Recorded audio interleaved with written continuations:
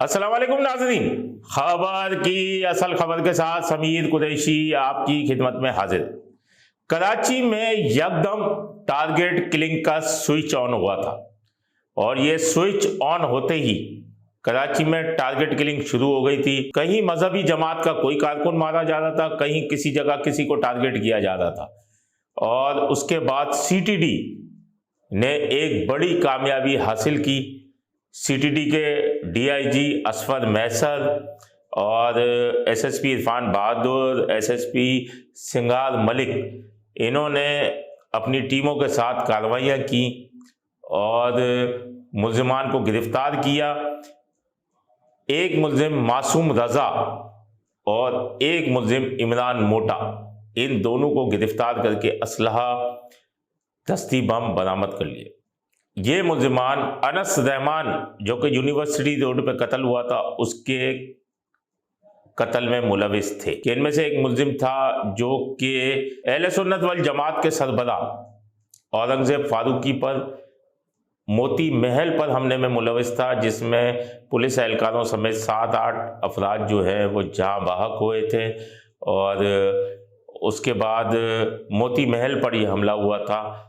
और इसके अलावा जो मज़ीद भी चीज़ों में था। तफ्तीश इन मुल्जिमान से की जा रही है। मज़ीद तफ्तीश हम बताते हैं कि जो टारगेट किलिंग हुई थी, इसके अंदर मासूम रजा जो है वो 20 रोज़ कबल जो है वो कराची पहुंचा था और उसके बाद इसने टारगेट किलिंग की। ये माजी में कलअदम दहशतगर्द तंजीम का अहम रुकन था।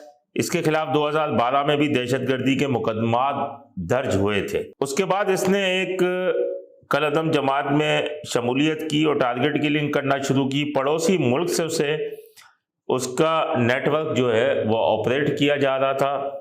उसके अलावा इसी दहशतगर्दी के नेटवर्क से मंसूब शहर में कानून नाफिज करने वाले इदारों को 21 से ज़ायद दहशतगर्द जो है वो मतलूब हैं और इसी में सर की कीमत वाले भी दहशतगर्द हैं, जिसमें 10 लाख और 5 लाख रुपए इनाम भी। लेकिन ये मासूम रजा और इमरान मोटा, इन्होंने इस कराची शहर में बड़ी कार्रवाइयाँ की हैं और इनके मजीद साथी जो फिरका वाराना दहशतगर्दी में मुलविस हैं, उनके खिलाफ भी जो है वो कार्रवाई की जा रही है। हमारी असफर मैसर से बात हुई। असफर मैसर का ये कहना था कि इनके फाइनेंसिंग में मुलविस उनका भी सुराग लगा लिया गया है, उनके खिलाफ भी मुकदमा दर्ज किए जा रहे हैं। सबसे बड़ी बात यह है कि इनसे एक टारगेट लिस्ट बरामद हुई है जिनकी किलिंग करना थी इन्होंने।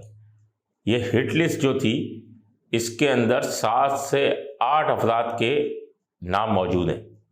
लेकिन इन 2 अफराद की गिरफ्तारी से ये 2 मुल्जिमान जो हैं, बहुत बड़ा धचका लगा है, डेंट पड़ गया, यानी समझ लें इनके अंदर।